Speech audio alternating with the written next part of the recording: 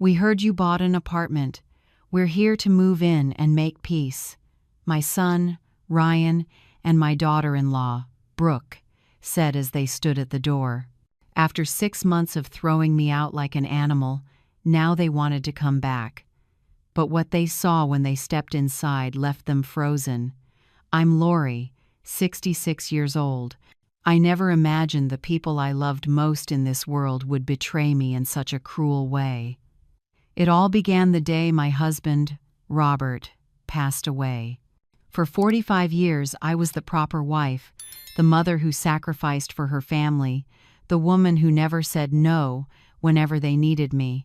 I cooked, cleaned, and handled everything without asking for anything in return. When Robert died of a heart attack 2 years ago, my world collapsed. The house where we had built our dreams became an empty, silent place. In the first months, Ryan and Brooke still came to visit.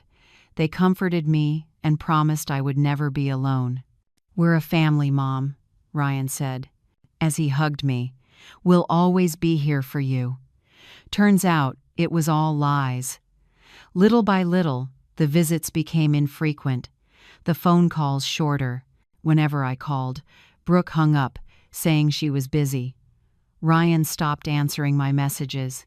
I became a burden, a bothersome old woman messing up their perfect lives. 6 months ago was the most humiliating moment of my life. Ryan and Brooke showed up at the house with a completely different attitude. No more hugs or fake smiles. Brooke wore a sleek red dress, her hair perfectly styled, looking at me like I was a cockroach. Ryan held a stack of papers, his face colder than I had ever seen. "Mom, we need to talk," Ryan said bluntly, not even greeting me. "Brooke is pregnant and we need more space. This house is too big for one person." It was like a knife stabbed straight into my chest. "What are you saying?" I asked, trembling. Brooke smiled cruelly. "It means you have to move out. We're moving in here. You can find a smaller apartment, something that fits to your needs." "But this is my house," I stammered. "I lived here with your father.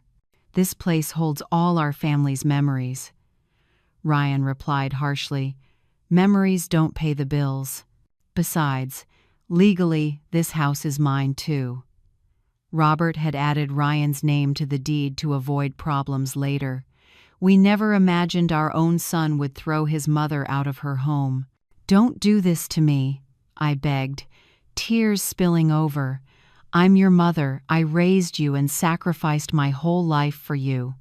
Brooke burst out laughing mockingly. "Enough, Lori. Stop playing the victim. You've been a burden your whole life." Robert knew it too. He just didn't have the guts to say it. That filthy line trampled on the memory of my late husband. "You have 1 week to pack," Ryan said, avoiding my eyes. "After that, we'll change the locks." 1 week? I screamed in despair. "Where am I supposed to live? I don't have enough money to rent a decent place." Brooke stroked her belly. "That's not our problem. The baby needs a stable home." That afternoon they left, and I collapsed on the living room floor of my own house. For 45 years I had given everything to that family. I gave up my dreams, my ambitions, my very self, to be the perfect wife and mother. I had stayed up all night caring for Ryan when he was sick. I worked extra shifts to help them in the early years of their marriage. I was their refuge every time they had problems, and this was how they repaid me like trash. The days that followed were the darkest of my life. Walking through that house, knowing it no longer belonged to me, tore my heart apart. Every corner screamed memories. There was the table where Robert ate breakfast and read the paper. There, the armchair, where he held me while we watched TV. In that corner, the little desk where I paid the bills month after month. I packed my belongings with trembling hands. 45 years of marriage condensed into just 6 cardboard boxes. Yellowed photographs, the dinnerware my mother left me, a few dresses I no longer wore, cookbooks full of notes. Everything that had been me suddenly felt small, easy to discard. On the day I left, they didn't even bother to show up. I set the keys on the kitchen table with a note, "Be happy." I called a taxi and carried my boxes to the only place I could afford, a rundown motel in a poor part of Seattle. The room was tiny and damp, with stained walls and a window that looked out on a trash-strewn alley. The bed creaked every time I moved. The bathroom was shared with 5 other tenants. At night there were fights and blaring music. That was my new home, my reward after a lifetime of devotion. In the first few days, I couldn't even eat. I lay there staring at the cracked ceiling, wondering where I had gone wrong. When did Ryan become so cruel? When did I raise someone capable of abandoning his own mother? I called them many times. Ryan's number rang once, twice, 5 times, then went to voicemail. "Son, it's Mom. I just want to know how you two are doing. Call me when you can." He never called back. I texted Brooke, pleading to ask about the pregnancy. "Brooke, I know this is a hard time, but I'm the baby's grandmother. Please let me know how you're doing." Hours later came the reply, "Stop bothering us. We don't want anything to do with you." The following weeks became a routine of survival. Every morning, I walked the neighborhood looking for cleaning work or elder care. At 66, nobody wanted to hire me. "You're too old," they said with a polite smile. "Try something easier." Easier? My whole life had been easy and orderly, and look where I ended up. I bought the cheapest food, discounted stale bread, a few cans of tuna, fruit on the verge of going bad. Some days I ate only 1 meal to stretch my little money. After 2 months, I'd lost around 10 pounds, clothes hanging loose, my face gaunt, no one cared. Nights were the worst. I lay listening to the city's noise, missing the quiet of my old home, missing Robert's warmth beside me. I cried silently so the other tenants wouldn't hear. One night, the woman next door banged on the wall and yelled, "Shut up, you old crybaby. Some of us need to sleep." For the first time since leaving home, I felt humiliated to the bone. Even in that awful place, I was still a nuisance. One day, walking past the mall, I saw Brooke coming out of a baby store, carrying expensive bags. Her belly had grown. She looked radiant. She climbed into a brand new silver sedan I'd never seen before. Clearly, they were spending the money that should have gone to keeping up the house. I ran after her, calling her name. "Brooke, wait!" She turned and saw me in a stained old dress, worn-out shoes, messy hair. The look of disgust on her face hurt more than any punch. "What are you doing here?" she asked, glancing around as if afraid someone might see her with me. "I just wanted to know how you two are," I panted. "How's my grandchild?" "Your child is fine, and will stay fine as long as they stay away from you." Brooke snapped the door shut and started the engine. "Please, Brooke, just let me." The car sped off, leaving me standing on the sidewalk, muttering to myself like a madwoman. People passing by looked at me with pity or annoyance. A discarded woman begging for scraps of attention from a family that no longer claimed her. That night, sitting on the rickety bed, I made a decision. I would not beg anymore. I would not humiliate myself for crumbs of affection from traitors. If they wanted to treat me as if I were dead, then I would be dead to them. But fate, as usual, had other plans. 2 weeks after that humiliating encounter, while cleaning my few belongings, I found something that would change everything. At the bottom of a box wrapped in old newspaper lay a stack of letters I hadn't seen in years. Letters Robert had written but never given me, kept in his private drawer. My hands shook as I opened the first one. My husband's familiar handwriting appeared on the yellowed page. "My beloved Lori, if you're reading this, it means I'm no longer with you. There are things I never said, secrets I kept to protect you, but now you need to know everything." I was shaking so hard I almost dropped the letter. Robert's voice seemed to echo from the other side, telling me what he'd kept hidden for decades. "Before I met you, I worked in real estate. With my savings and a few risky investments, I bought several plots of land on the outskirts of Seattle. Back then they were dirt cheap.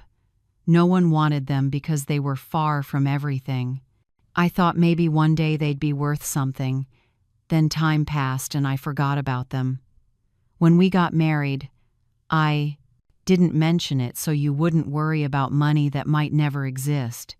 The paperwork is in a safe deposit box at First Puget Bank, number 1247. The key is behind our wedding photo taped down. Lori, if anything happens to me, those plots are probably worth a fortune now. The city has grown out there. Shopping centers, apartment buildings, everything I once dreamed might happen has come true." I held my breath. I dropped the letter and rushed to the wedding photo I'd kept among my few things. On the back of the frame, under the old tape, my fingers touched a small, icy key. And I understood. The game had changed. Just as the letter said, the yellowed tape on the back of the wedding frame hid a small gold key. Heart pounding, I kept reading the remaining letters. Robert had recorded everything: lot numbers, exact locations, old blueprints, even photos of empty plots taken in the 1970s. He had bought 12 parcels, all in areas I now knew were the most valuable in Seattle. "I didn't tell you because you were happy with our simple life," another letter read. "But if one day I'm gone, I want you to know you were never left unprotected. You are the strongest woman I've ever known, stronger than you think. If anyone hurts you, remember, you have the strength to defend yourself. Signed, the husband who always admires you, Robert." I hugged the stack of letters and cried for hours. Robert, my gentleman, was still quietly taking care of me even after he died. He had anticipated the moment I would need resources. He had quietly arranged my future. The next morning, I went to First Puget Bank. My hands were sweaty as I handed the key to the teller. "Safe deposit box number 1247. The young man looked up. "May I see your ID?" I handed over my driver's license, my hands still shaking. He checked a list, then looked at me sympathetically. "Mrs. Lori, this box hasn't been opened in more than 2 years. Are you sure it's yours?" I nodded. "It belonged to my husband. He passed away 2 years ago." They took me to a private room and opened the box. Inside were stacks of documents, deeds, plans, and something that took my breath away: a sealed envelope labeled, "For my warrior, when you discover who you really are." Inside was an appraisal updated 6 months before Robert died.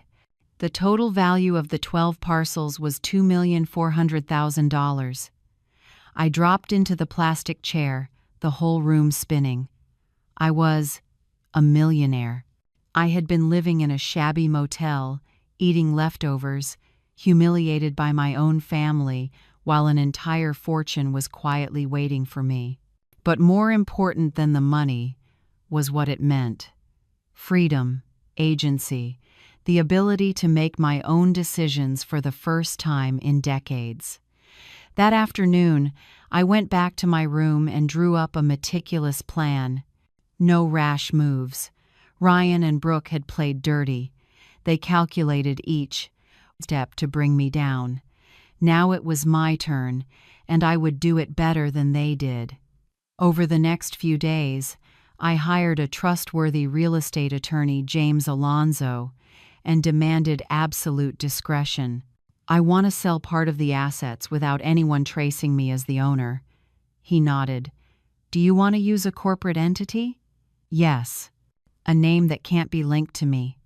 We formed a shell company called Future Harbor LLC with attorney Alonzo as legal representative. Within 8 weeks, I sold the first 4 parcels, bringing in $600,000. I kept the remaining parcels as long-term investments. From that money, I began a silent metamorphosis, moved to a discreet, clean hotel in downtown Seattle, then into a salon modern haircut, color to cover the gray, manicure, pedicure, skincare. The woman in the mirror was no longer the losing Lori who walked out of a motel. She was a Lori with purpose. I bought a few new outfits, elegant yet low-key, good. Shoes but comfortable, minimalist accessories. I wanted to look like a successful woman, but not draw attention if I happened to run into someone on the street. The next step was to find Ryan and Brooke's weak points.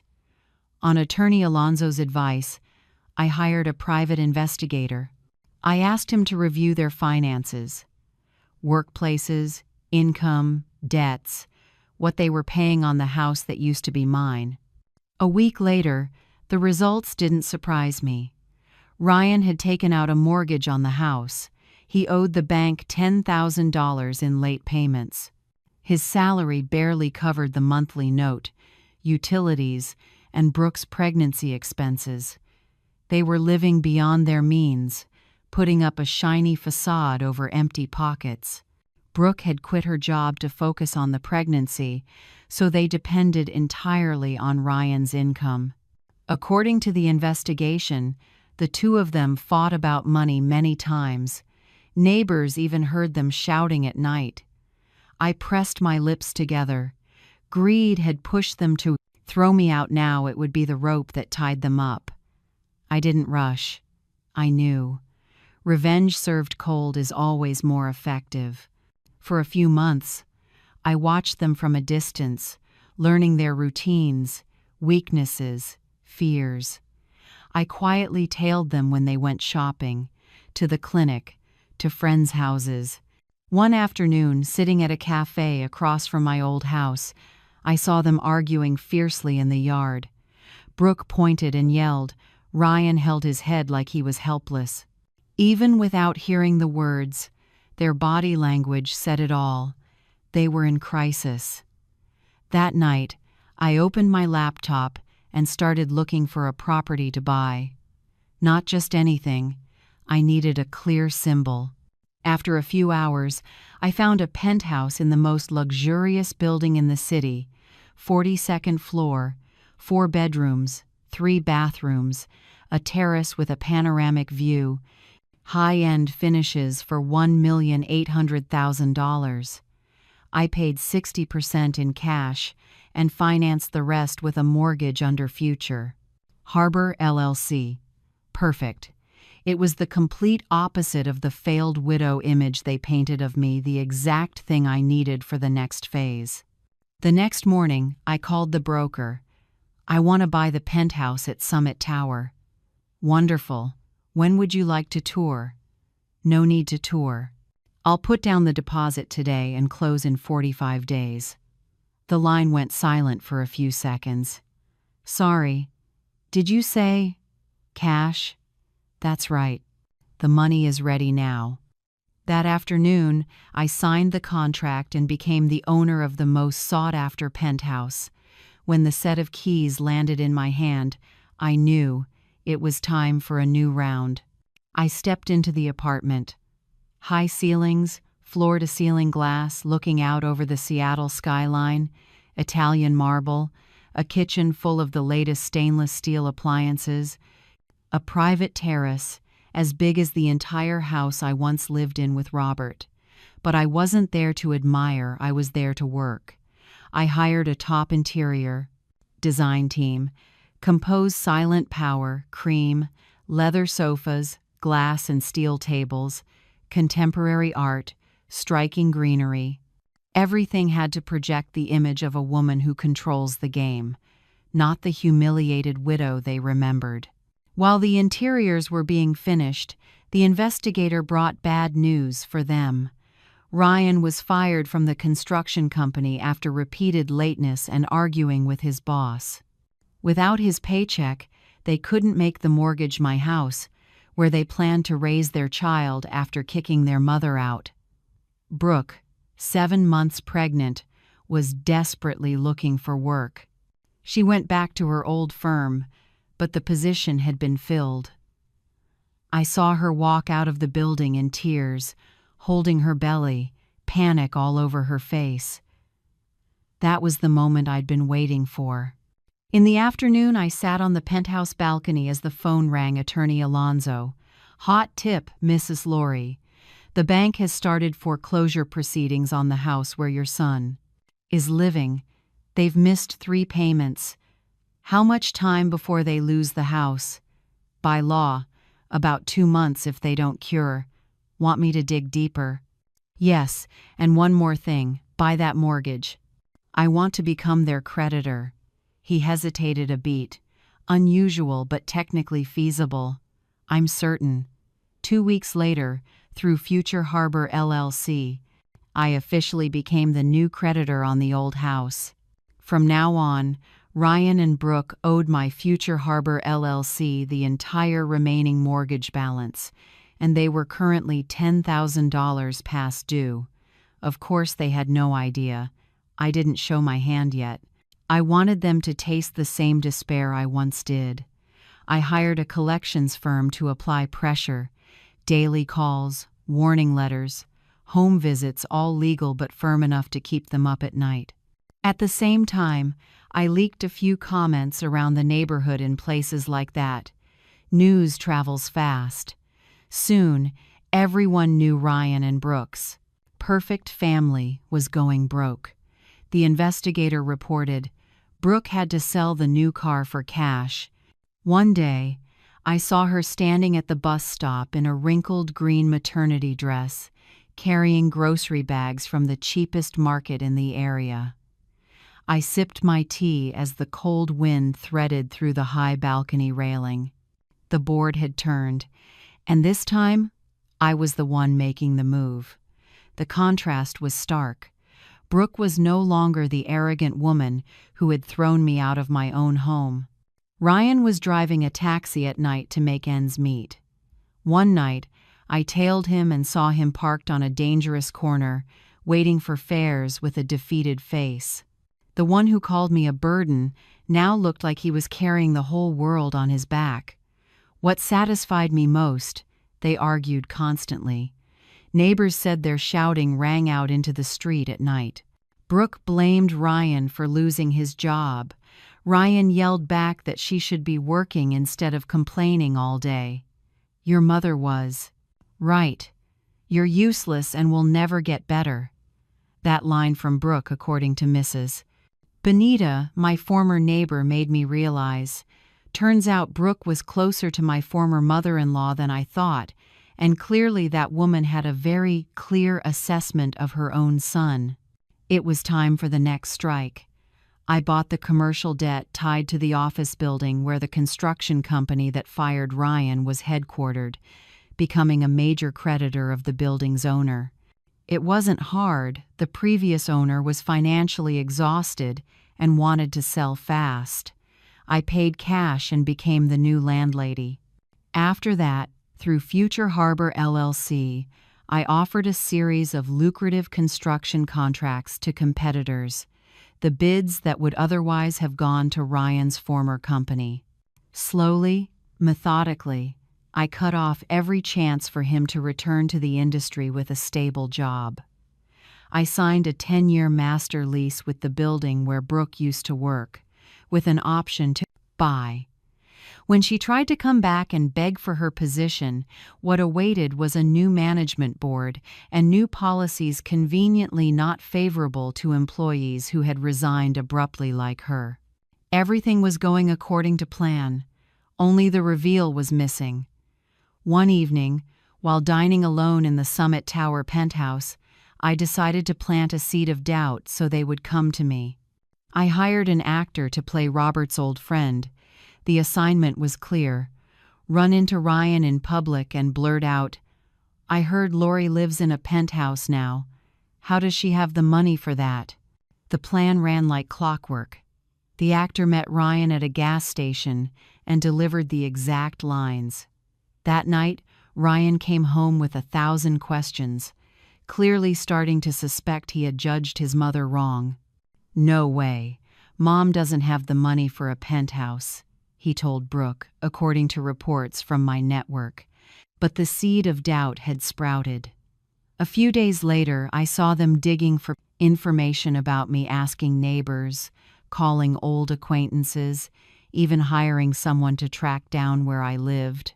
When they confirmed I truly lived in one of the most expensive buildings in Seattle, Brooke practically hid at home for 3 days to process the information. Ryan was lost, confused, as if the whole world had flipped upside down, and that's exactly what had happened. The woman they tossed out like trash was living a life better than they could ever dream of. The burden they threw out now held power and resources far beyond what they could gather in a lifetime. And the beautiful thing, they didn't know that the financial nightmare had been designed by the very woman they betrayed. Now it was just a matter of waiting. I knew they would come. Desperation, curiosity, and greed would lead them straight to my door. And the call came exactly as predicted. On Tuesday morning, I was having breakfast on the balcony, watching the city wake beneath my feet, when the phone rang with a number I recognized instantly: Ryan. I let it ring 4 times before picking up. I had to sound surprised, as if I hadn't been expecting this call for weeks. "Hello, Mom. It's me, Ryan." His voice sounded different, smaller, shakier, none of the swagger from the day he threw me out. "Ryan, how did you get my number?" I asked, feigning confusion. "Finding you wasn't easy. Mom, we need to talk." "Oh, now you need to talk. Funny. A few months ago you said I was a burden and wanted nothing to do with me." The line went silent, only his heavy breathing. "Mom, things are a mess. Brooke is 8 months pregnant, and I lost my job." "We heard that. You have a penthouse." Finally, the real reason. Not family love, not genuine remorse, just financial need dressed up as reconciliation. "A penthouse? Who told you that?" "A friend of Dad's said he saw you. When I left the old house, I had nothing." "Things change, son. The person you look down on most might be the one full of surprises. Could you tell us what happened? Brooke and I are really struggling. Maybe we could come visit you and talk it out?" The brazenness made me pause. After humiliating me, throwing me out, ignoring every call for months now, they wanted to talk because they knew I had money. "Come visit, Mom. Are you sure? The last time we met, you called me a bitter old woman." "Mom, we were so stressed then. We didn't mean it." Lies. They meant every cutting word that day. "All right," I said. "Tomorrow afternoon you two can come. But one condition: no lying. If you come here, you tell the whole truth about what you did." "Yes, Mom.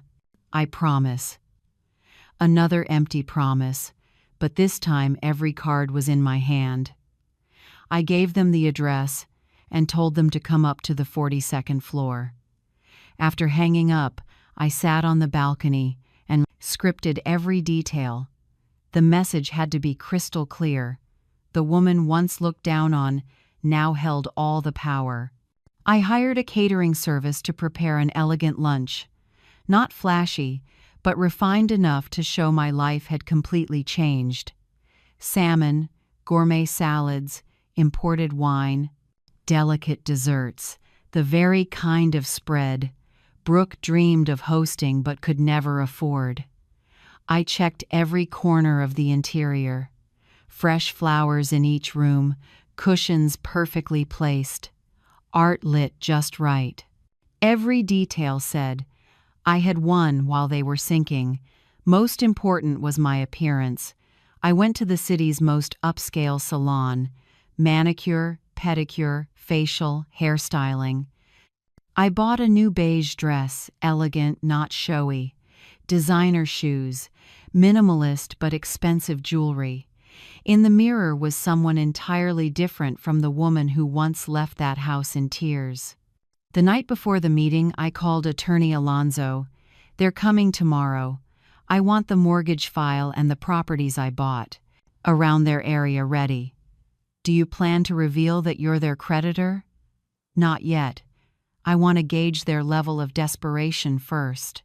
But leave all the paperwork out on the table. That night I didn't lose sleep from worry, but from anticipation. I had imagined this moment for months when they would fully grasp the price of betrayal. The next morning, I woke early to do one last sweep of the penthouse. Soft classical music, a few investment books placed artfully on the glass table, the laptop open to a portfolio chart. At exactly 2 p.m., the front desk called, Mrs. Lori, there's a couple here claiming to be your son and daughter-in-law. Send them up. I stood before the living room's glass wall, my back to the door. Looking out over the city, stretching to infinity, I wanted the first thing they saw to be the scale of this view. The private elevator opened, slow, hesitant steps on the marble floor. The doorbell. Come in, it's unlocked, I said without turning around. They stepped in and froze. Silence pressed down. I could feel their shock, their bewilderment, their confusion. Then I turned. Ryan stood on the threshold, mouth open, eyes wandering around the room like he'd landed on another planet wearing old jeans and a wrinkled shirt. Brooke kept a hand on her pregnant belly, her eyes glued to the glass wall, looking down over Seattle, the city where now I was the one standing above. Ryan looked noticeably worn out. Deep, dark circles, several days of stubble. He was no longer the arrogant man who had thrown me out, just a shattered shadow of himself. Brooke stood beside him, heavily pregnant, her face stunned. The yellow maternity dress looked cheap and faded, nothing like the elegant woman from before. Her shoes were worn down, her hair frizzy, her skin the gray pallor of someone crushed by stress. Hello, Ryan. Hello, Brooke. I kept my voice calm. Welcome to my home. Mom, how is this possible? Ryan's voice faltered, his eyes still roaming over the art, the designer furniture, the luxurious finishes. How is it possible, all of this apartment, this life? Brooke stayed silent, but I saw tears rising. Not tears of joy at seeing me again, tears of realizing what they had lost when they treated me like trash. Sit down. I gestured lightly to the Italian leather sofa. We have a lot to discuss. They sat like robots, still dazed. The contrast was perfect. Them broken and desperate sitting in my palace, something they would never reach. Just moments earlier, Brooke had raised her voice. We heard you bought a penthouse. We're here to move in and make peace. But faced with reality, they went rigid. Can I get you something? I asked with the icy courtesy of a perfect hostess. French mineral water, a South American wine I just picked, or specialty whole bean coffee. I deliberately named expensive things so they could hear, with their own ears, my current standard of living. Water is fine, Brooke whispered, wiping her tears. Ryan couldn't speak, still dazed like he'd seen a ghost. I stepped into the stainless steel kitchen and poured water into crystal glasses. Meanwhile, they whispered, "How did she get all this?" "I don't know. When she left the house, she couldn't even afford a decent hotel." "Ryan, did you know your dad had money saved?" "No. Dad never said a word. We lived on his government paycheck. That's it." I brought the drinks back, sat in the single chair opposite them. Crossing my legs, posture matters. I had the single seat, in control. They huddled together on one sofa, small and uneasy. "All right," I said slowly. "You said you wanted to talk. I'm listening." Ryan cleared his throat, trying to regain some composure. "Mom, first we're sorry for how we treated you. We were so stressed. Pregnancy, expenses." "Stressed?" I cut in, soft but sharp. "Is that your reason for throwing your own mother out of her home after 45 years of marriage?" "Not a reason, but the truth. Brooke's hormones from pregnancy, I had pressure at work. Ryan, I used the same tone I once used to teach a 5-year-old. Don't lie. You didn't kick me out because you were stressed. You kicked me out because you thought I was a useless old woman with nothing you could exploit." Brooke finally spoke, her voice cracked. "Lori, I didn't mean those awful things I said. I was scared because of the baby, the money, everything." "Which awful things, Brooke? Be specific." I remember every word. She went even paler. "I said you were a burden. That Robert knew it too, but didn't have the courage to say it. That my child needed a stable home, not the complaints of a bitter old woman." "Good, at least now you're honest." I stood, walked to the glass wall, and turned my back. In the reflection, the two of them, exhausted, sat at the edge of the sofa like they were waiting to be called in a courtroom. "You know what's most interesting?" I didn't look back. "You miscalculated. You thought you knew my whole story, that you knew exactly the worth of Lori, a widow. Turns out you never knew who I am." "Mom, can you explain?" "Where did the money come from?" Ryan asked. "Not so fast." I turned and met his eyes. "Do you want to know because you truly want to understand, or to calculate how much you can squeeze out now that you found out your mother is rich?" "No, that's not it." "Then why wait 6 months to call? Why not look for me when I was living in a shabby motel, eating 1 meal a day, lying on a bed full of bedbugs?" Ryan lowered his head. He had no answer. "I'll tell you a story," I said, circling behind them as I spoke. 2 years ago, when your Malin story, Father died. I was exactly the woman you thought, a widow with no resources, dependent on family, no options. I was vulnerable, alone, and needed love. I stopped in front of Brooke. But when you two betrayed me, threw me out like garbage, everything changed. I had to learn to be a different kind of woman without Robert, without you, without anyone. I discovered this. Robert, the husband I loved, had protected me all my life in ways I never knew. He invested, bought real estate, laid out a plan for my future without my knowing. Ryan snapped his head up. "Dad had money saved? Your father left a fortune. Ryan, a fortune that now belongs to me. And you could have shared in it if you were the kind of people who deserved an inheritance." Brooke burst into tears. "Lori, we didn't know. If we'd known Robert left money, then you would have behaved differently, shown me respect, only because I had money." "Is that what you mean, Brooke?" I don't know. I'm so confused. Let me make it clear. You treated me badly because you thought there would be no consequences. You kicked me out because you assumed I had no power to defend myself. You humiliated me because you believed I was weak.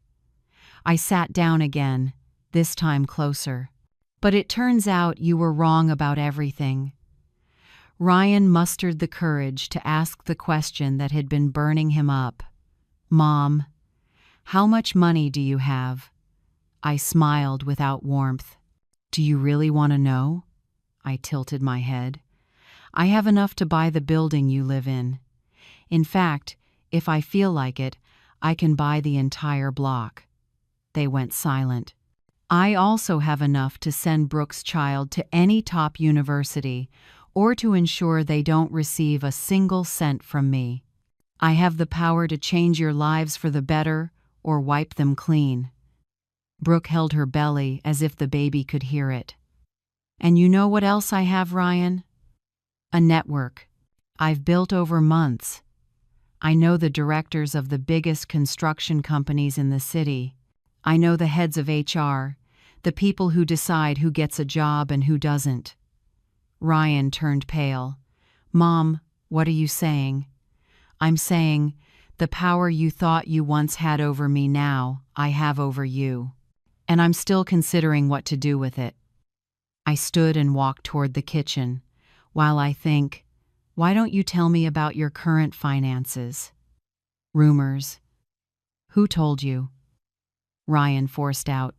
In this city, Ryan, when you have money and connections, information comes to you. I know you lost your job. I know Brooke sold the car. I know you're behind on the mortgage. Brooke collapsed inward. We don't know what to do. The baby is due in a month. No money. They're about to foreclose. We have nowhere to go. Sounds grim, I said evenly. You must feel very vulnerable, very desperate, very alone. I let them absorb every word, exactly the feeling I had when they threw me out. Silence thickened. Brooke sobbed, clutching her belly. Ryan held his head, finally grasping the scale of what they'd done and the price ahead. I stood by the glass wall, watching them slowly fall apart. Just as I had planned, but a small part of me was surprised by how much I was enjoying it. Please, Brooke hiccuped. Lori, please. We know we hurt you. We know we were awful. But the baby, your grandchild, did nothing wrong. There it was, the last resort, using the child as an emotional shield, predictable but effective. For a moment, I felt my heart soften. My grandchild? I asked softly. What makes you sure I want anything to do with them? After all, you're the one who said the baby needs a stable home, not the complaints of a bitter old woman. I was wrong. I panicked and said terrible things. Now I understand. The baby needs their grandmother. The baby needs to know. You're an extraordinary woman. Extraordinary? I arched a brow. Interesting. 6 months ago, I was just a useless burden. Ryan looked up. Mom, we know we don't deserve forgiveness. We were cruel and unfair to you, but we're desperate. We truly don't know what to do. I'm listening, I said, wanting to see how far he was willing to humble himself. I've been out of work for 2 months. I've applied everywhere, but no one hires me. It's like I'm blacklisted. Brooke has tried to find work, but no one wants to hire a woman 8 months pregnant. We're 3 payments behind on the mortgage. The bank sent a foreclosure notice. In 2 weeks, they'll take the house. The house that used to be mine, I added gently. Ryan swallowed. Yes, the house that used to be yours. Where we were happy. When we were still a family. When we were, I repeated. So we're not now? I don't know what we are anymore. Mom. I slid my chair closer to the glass table opposite them, close enough to see every line of despair on their faces. Let me be clear about what we are. Strangers. You made that true when you decided I had no value, but there's something more important. You need something from me, and I have the power to give it or not. That is our current family relationship. What do you want from us? Ryan's voice was hoarse. Wrong question. The right one is, what are you willing to trade to get my help? They looked at each other confused. In short, when you thought I had nothing, you treated me like trash. Now that you've discovered I have value, you come asking for help.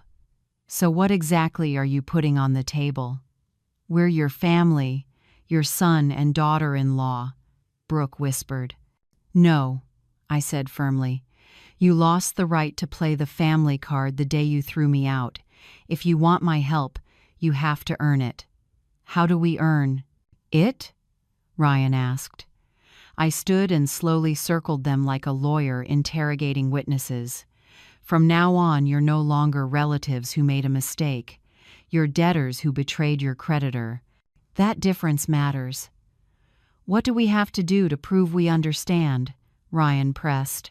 Tomorrow, before you come here, you will visit everyone who was there the day you threw me out, tell the exact truth, and apologize on my behalf.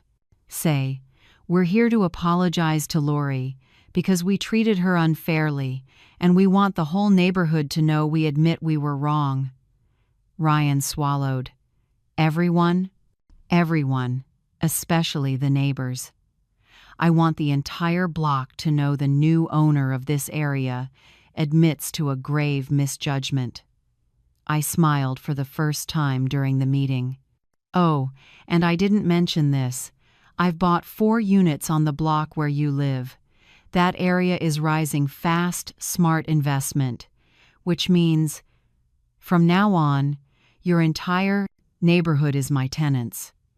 And everyone will know why you lost your house. Brooke held her belly as a contraction rolled through. Are you okay? My maternal instinct flicked on. I'm just stressed. The baby kicks hard when I'm anxious. For the first time all evening, my expression softened.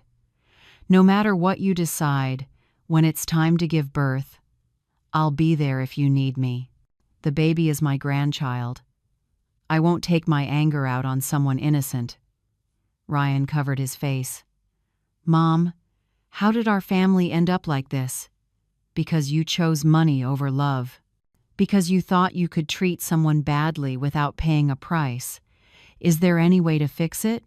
Possibly, but fixing it takes time, real effort, and real change in who you are. I sat facing them again. You have until tomorrow night. Either accept all my conditions or face the consequences on your own. If we accept, will things go back to the way they were? Never, but we might build something new based on respect, not on assumptions about who has the power over whom. They stood slowly. Brooke needed Ryan's support. Thank you for giving us a chance, she murmured. Don't thank me yet. Prove you deserve it. I walked them to the penthouse door. One more thing.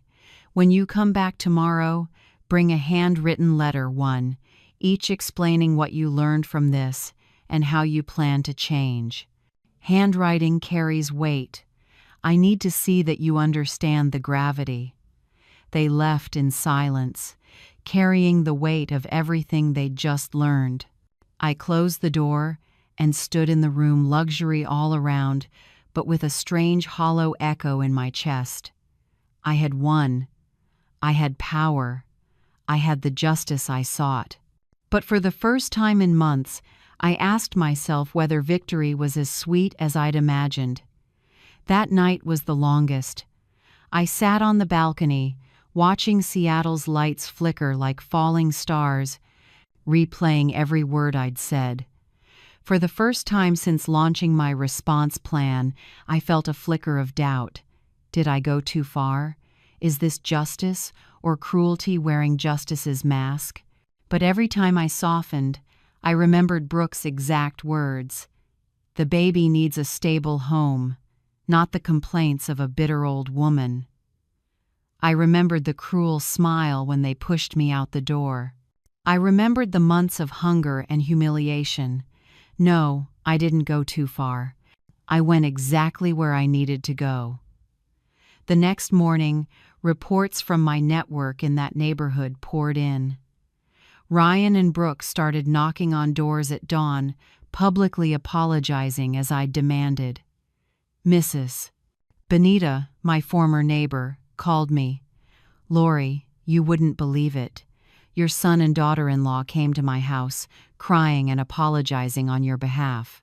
He told me everything. How they kicked you out. How badly they treated you. How they realized that greed made them lose the best.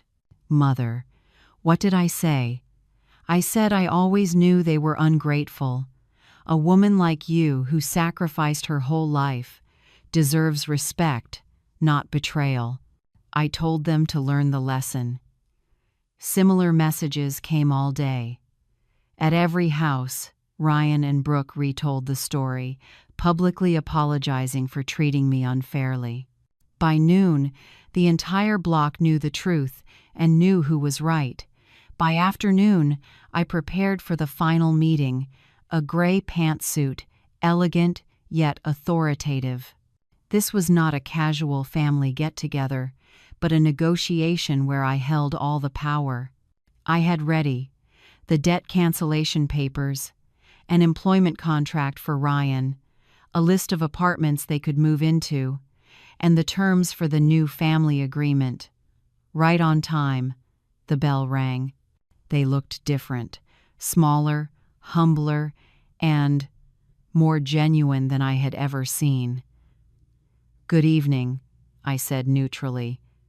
Did you bring everything I asked for? Yes. Ryan handed me the handwritten letter. We went to apologize to every house and we wrote the letters.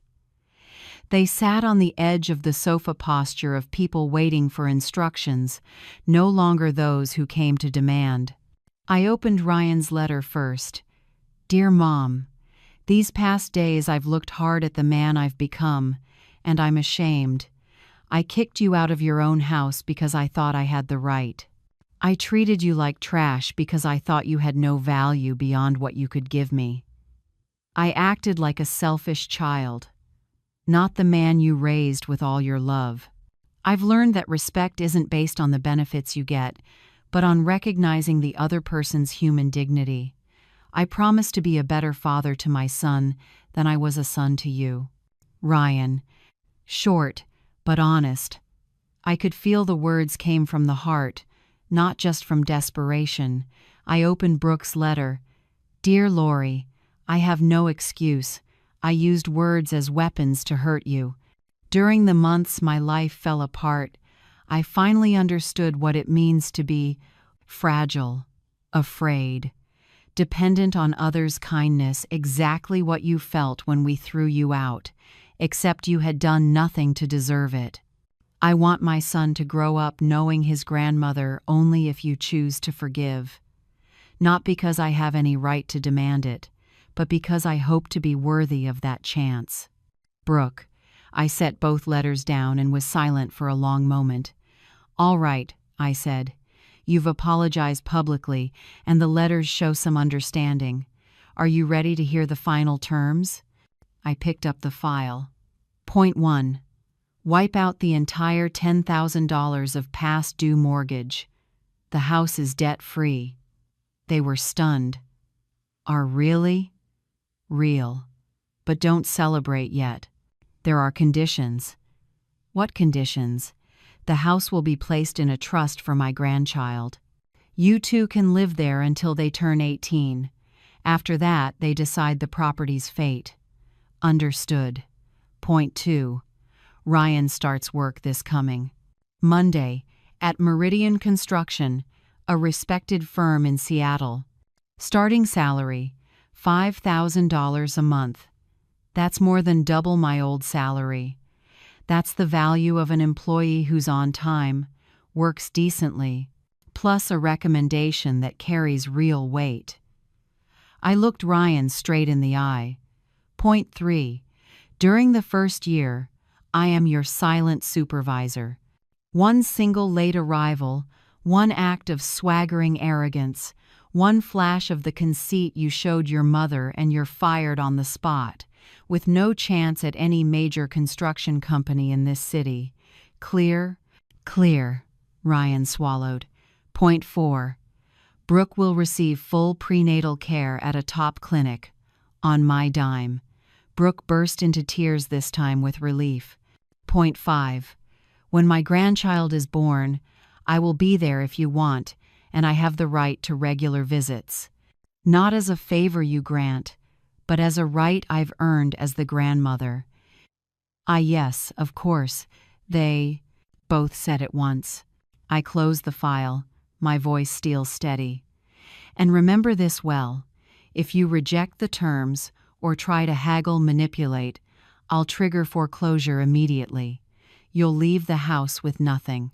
And I'll make sure Ryan can't get a job in this industry in Seattle, Ryan whispered. We understand. Good. I need to be sure you truly understand. I took a slow breath, looking at them. Now sit down, sign here, and start over the right way. Point 6. From now on, every major family decision moving, jobs, the child's education, must be discussed with me first. Brooke hesitated. Isn't that a bit controlling? From the day you proved you didn't know how to put everyone's well-being first, you lost absolute autonomy in this family. Ryan nodded. You're right, Mom. Point 7, and the final point. Once a month for the next 5 years, you two will come to have dinner with me, not to pretend we're a normal family, but to keep communication open, and for me to confirm you're keeping your end of the deal. I stepped to the glass wall one last time. These terms are non-negotiable. Either accept them all or reject them all. No halfway. We accept, they said together. Sure? Once you sign, there's no going back. Absolutely, Ryan confirmed. We spent nearly an hour signing papers, reviewing details, fixing timelines. When it was done, for the first time in months, the three of us sat in the same room without open hostility. Brooke slipped the documents into her bag, then hesitated. May I ask something? I'm listening. Will there ever be a day when you truly forgive us? Or will we always just be an obligation in your life? The question made me pause. For months I'd planned every step up to today, but I'd never truly thought about the after. Honestly, Brooke, I don't know yet. Forgiveness can't be put on a schedule. It grows over time, if actions prove it's deserved. If we truly work to change, maybe, over time, we can build something new. Not the old relationship because it died the day you threw me out, but something else, more honest, better. For the first time, I smiled with genuine warmth. Maybe. Ask me again in 5 years. That night, when they left, I stood alone in the penthouse, still the marble walls and the Seattle sky beyond, but inside was a feeling I hadn't known in a long time. Peace. I didn't get back the old family, that family is gone forever. But I had something more precious: respect, candor, and the possibility of a future built on solid ground instead of fragile illusions. A few months later, when my grandchild was born, I was there. And when the baby was placed in my arms for the first time, I understood. It was all worth it, not for revenge, but for the chance to begin again. When the door closed, Lori didn't choose payback for the sake of it. She chose boundaries, then chose compassion. Today's story reminds us, family isn't measured by blood or promises, but by respect, honesty, and responsibility.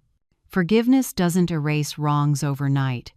It's a long road where each of us must shoulder our part of the change. Justice helps us stand. Compassion helps us move forward, and only together do wounds get the chance to heal. What do you think? If you were Lori, What conditions would you set to protect your heart while still leaving the door open for a new beginning? How should boundaries and love be balanced in a family that's been hurt? Share your perspective in the comments. Your story might help someone find their way home. If these stories resonate with you, stay with the channel so we can keep listening, learning, and growing together through each next chapter. See you in the next episode.